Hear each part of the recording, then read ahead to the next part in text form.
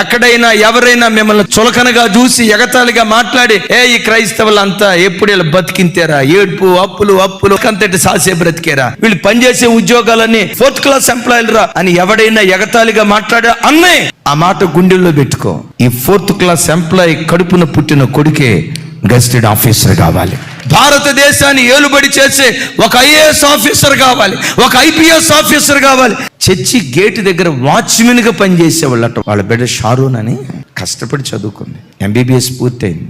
ఈరోజు ESI హాస్పిటల్లో MDగా ఉద్యోగం చేస్తుంది ఆ బిడ్డ. అరే ఒక గేట్ వాచ్మెన్ కూతురండి, ఏం సంపన్న కుటుంబంలో పుట్టి పెరిగినటువంటి వాళ్ళు కాదు. ఎవరిని బిడ్డలారా, ఇవన్నీ మీరు విని ఇన్స్పిరేషన్ గా తీసుకొని ఈవెన్ సింగిల్ మినిట్ కూడా వేస్ట్ చేసుకోకుండా శ్రమను సమయాన్ని ప్రార్థనను పెట్టుబడిగా పెట్టండి. పరాక్రమశాలి పెంట కుప్పల మీద నుండి మిమ్మల్ని లేవనెత్తి తన సాక్షార్థంగా నిలవబెట్టడం ప్రారంభించును గాక.